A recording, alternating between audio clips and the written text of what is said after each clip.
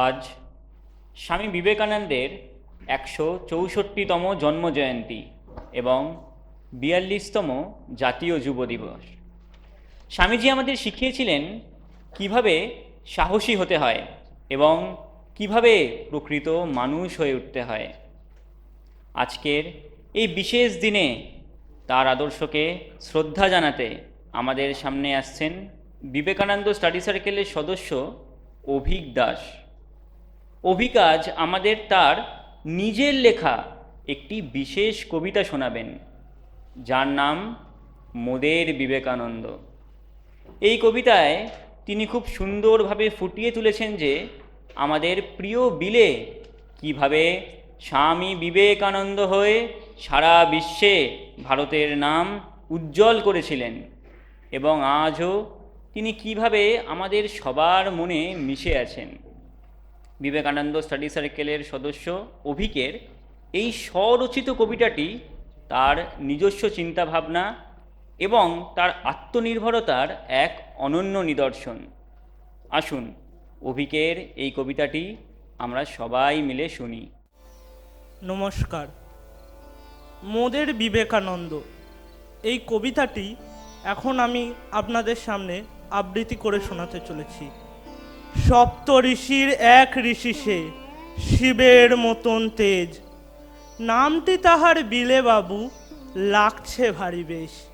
ছোট্ট বিলের কাণ্ড যে আজ ছড়িয়ে গেছে দেশে, ভুবন ভরা মুখটি তাহার যাচ্ছি যেন ভেসে।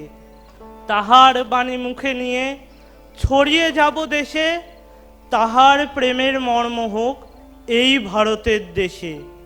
মাটির বুকে দেখতে পারি বিবেকের এই গান, জয় স্বামীজি জয় স্বামীজি বলছে মোদের প্রাণ। রক্তে রন্ধে মিশিয়া গেছে তাহার এই বাণী, বিবেকানন্দের বাণীতে আজ কাঁপল দেশখানি।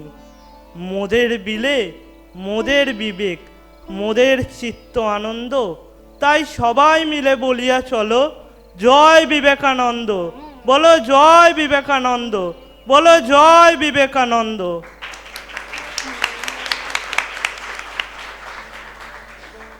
আজ আমরা স্বামীজির 42তম জাতীয় যুব দিবসে পদার্পণ করেছি। আমি স্বামীজির সৎ সাহস, তার নির্ভীকতা ও তার বীরত্ব নিয়ে একটু আলোকপাত করতে চলেছি। মানুষ হও বন্ধু, ও নেড়িকুত্তার খেয়েও ছেড়ে সদুপায়, সদীর্ঘ ও সৎ সাহস অবলম্বন করো। যদি জীবনে জন্মেছ তো জীবনে একটি দাগ কেটে যাও। যদি কোনো মহৎ কার্য করতে চাও তাহলে ও কি লিখলো, ও কি করলো, এইসব না দেখে যেই কার্যটি আমরা করছি এটাই জানিব আমাদের বীরের মতন কাজ। এই নিয়ে আমি একটি শ্লোক বলতে চাই।